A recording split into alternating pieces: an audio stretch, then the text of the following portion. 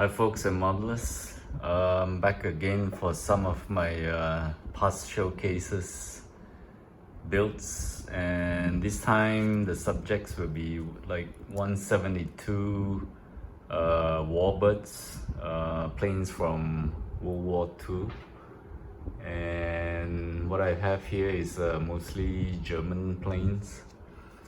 And as usual, I'll just go through the manuals and explain a little bit on the build and the planes. So starting off, this is by Revell, Junkers G38, and only this is the only model which is in 144 scale, and I decided to just put it together with other 172s because it's the only 144 that I have. And today's showcase, I'm gonna talk about something which is what modelers probably call a bad build. So these most of these builds here are what I call bad builds. It probably means something like it is not such a good kit, but you know, you have bought it and you started to build it, and halfway through or maybe from the start you start to feel that, you know, things doesn't go well. Fittings are not good, parts are very difficult to stick together, bad gaps, things like that, and you know, you end up having to do a lot of sanding work, putty, and in fact most of the time you're just doing putty sanding instead of assembling and painting. So but I tried to put effort and try to finish it, even though if it's a bad build. And I know for a lot of modelers, when they come across a bad build, sometimes they give up halfway. And I've given up actually on some of these builds. But then, you know, I picked it up again maybe after like a couple of years or even up to 10 years. You can be like sitting in a box unpainted. So these are what I call bad builds. So it's not really, I don't think it's good, but you know, it is something that I finished, so I thought I'd show everybody. So first was that, and the second is this. It's a Horton HO229 flying wing, and this is a, okay wait, I think I got the wrong instruction manual there. I do have a 140, this is a 148. I do have a 148, and I might have, so I'm not going to be talking about this, but I'm not going to show this to you today. I'll just put this one side, and okay, this is Italeri's Heinkel He 11111 Z1, and this is also, see, the thing about bad build, it is usually an old kit and they reboxed it. And for those who not so familiar with modeling, when they see a rebox they think it's a new model, but then it's something from, could be back from the 80s, 90s. They just reboxed it nicely so it looks new. It's not a scam, but this is how a model company works. They rebox it because of maybe there's a demand for it. So for this model, this is how it looks like. I actually stopped building this halfway, probably about, I can't really remember, maybe 12, 13 years ago. And then a couple of years ago, I I opened up the box again and I tried to finish it. So a lot of gaps, putty work, and I did put an effort to put this antenna wires in there. But for the rest of the planes, you will not see any antenna wires. But usually for the World War II planes, there's a lot of antenna wires, you know, connected from the tail to the pole over there. And for this kit, it came with some figures, but I never put the figures in there. A lot of masking work on the canopy, and since this is the Zwilling, the twin, they call it, I think in German it's called Zwilling. So a lot of double canopy masking job. Yeah, really bad fit on this kit, but yeah, I tried to put effort to finish it. Maybe I can just pick it up and show the bottom. So I did try to paint it up, and these are the kits that have very few details. The details won't look good. So you can see on the landing gear bay, there's nothing inside. And so the bombs are not even attached. There's supposed to be bombs there. So just put it down there. And next, okay, this is the Me323 Gigant, and this is also another Italeri kit. Pretty old, I would say.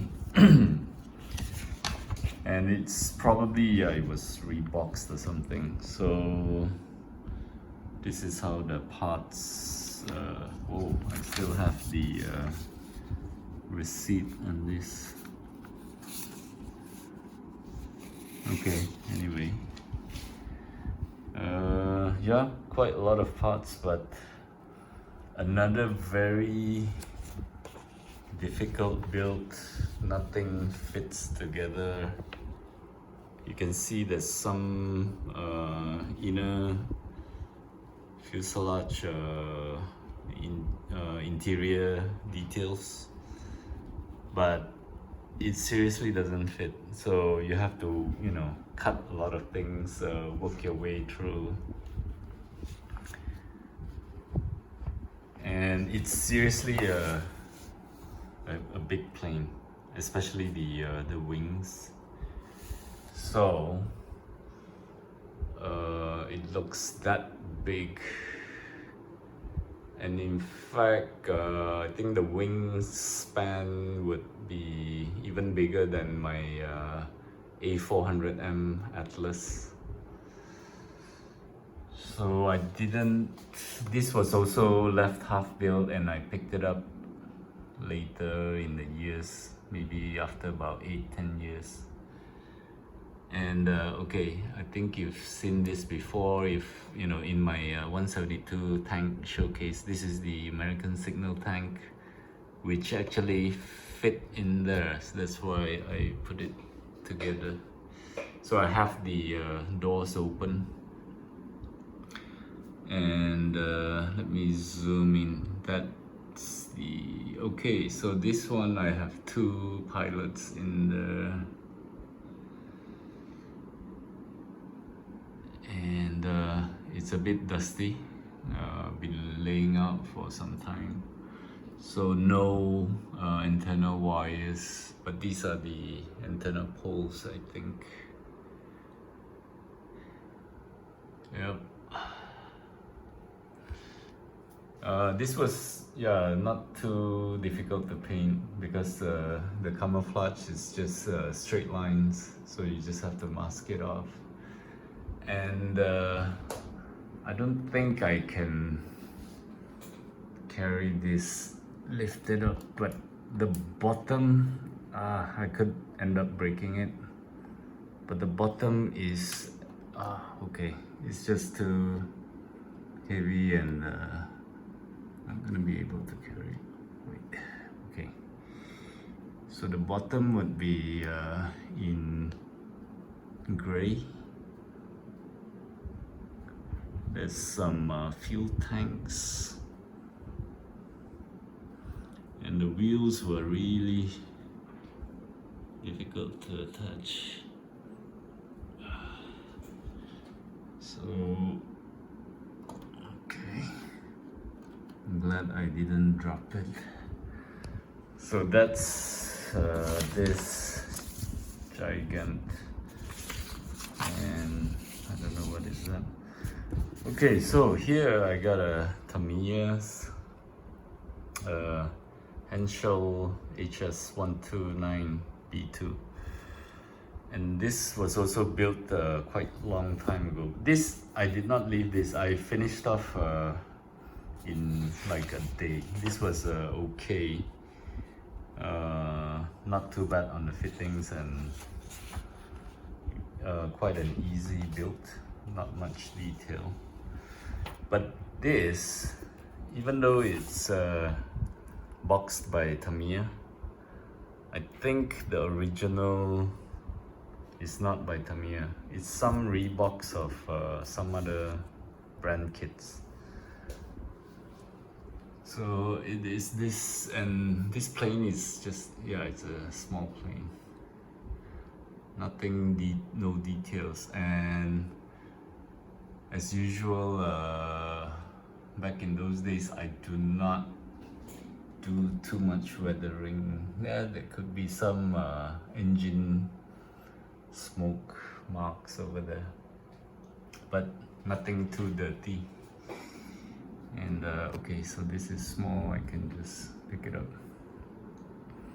Bottom is, I think this is white color. There is a gun, but no details in the landing gear bay. Pretty simple stuff, no pilot. Okay, and next, okay, so this is the, yeah, now I got the right manual. This is the Horton Go 229. I think just now when I showed you 148 scale was Horton Ho, so I don't really know the difference between the Horton Go and the Horton Ho. I'm not too familiar with the history of this plane.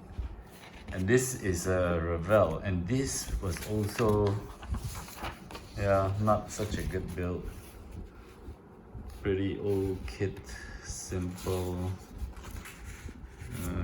not too interesting. And these landing gears are not easy, especially like this. And I had a terrible time with the Dragon's 148. Nothing sticks together well, and parts keeps falling off.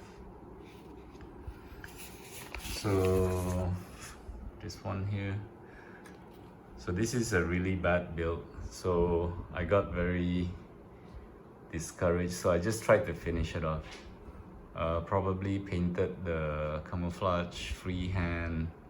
I think you can see the paints are really thick. Used brush, no spray, no airbrush, nothing. Because, you know, basically when you're doing a bad build, you just want to finish it and get it over with. If you leave it halfway in the box, somehow it seems incomplete. And you know, this does have some gun details, but yeah, not too bad on the details. So that is that. And then I got another Italeri G188 Rache, and this is another old kit.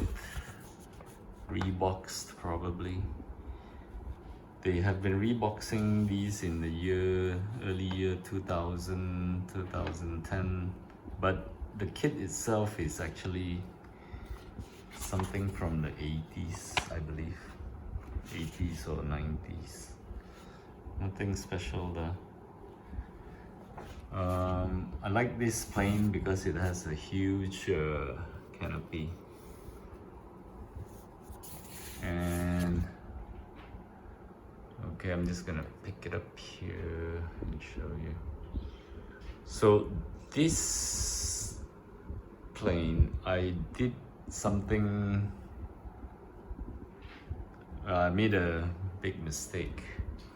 Actually, I had the camo, I think you can see the wiggly, wormish lines. I did that like when I built it 10 years ago. And then I decided I spray some gray over it, but then now it becomes, I think those lines have almost disappeared. It's almost not visible at all. But I sprayed over it because it wasn't such a good build, and I just wanted to play around with it. I believe I did this canopy lines by freehand, or maybe I masked it. I don't remember because the lines doesn't look so good. So anyway, I'm not too sure about that. Bottoms are black.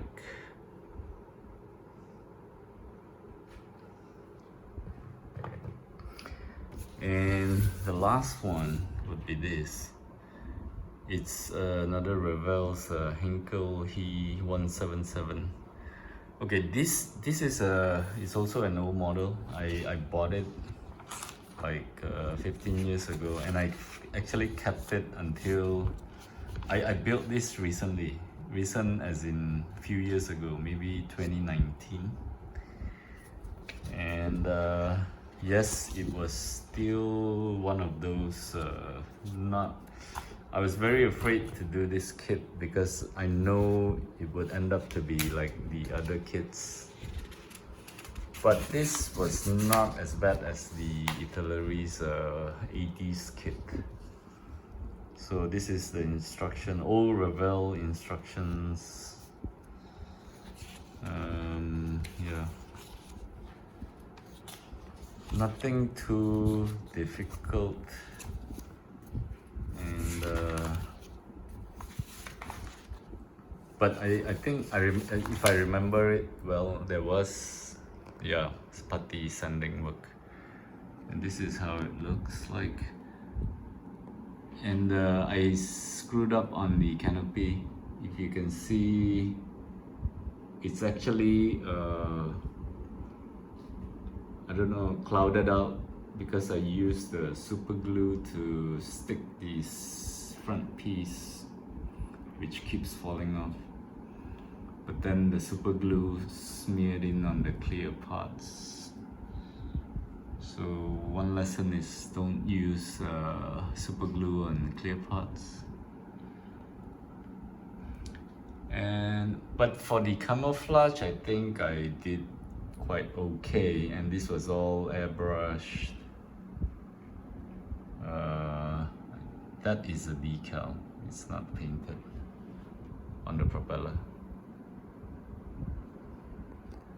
And let me lift it up to show you the bottom. So there is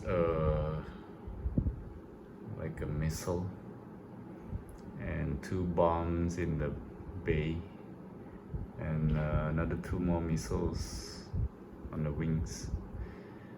So the panel lines are quite good.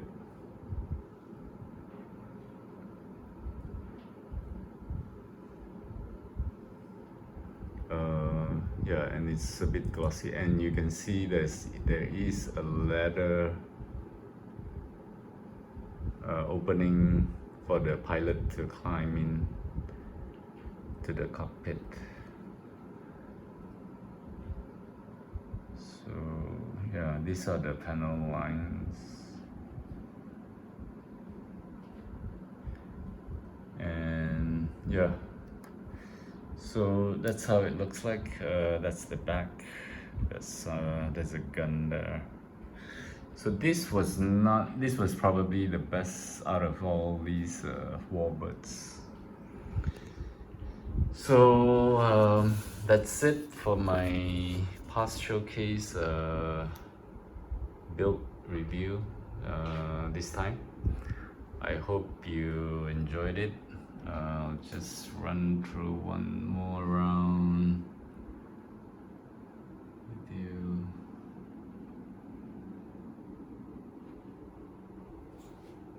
Okay. So it's a heavy weathering in that. So that's it for this time, and I hope you enjoyed this. I apologize I haven't uploaded much for the last couple of weeks, and hopefully in my next video I'll be doing a new model soon. I'm still waiting for some models which I ordered. Hopefully it will arrive and I can talk about that. So thank you for watching and take care. Bye.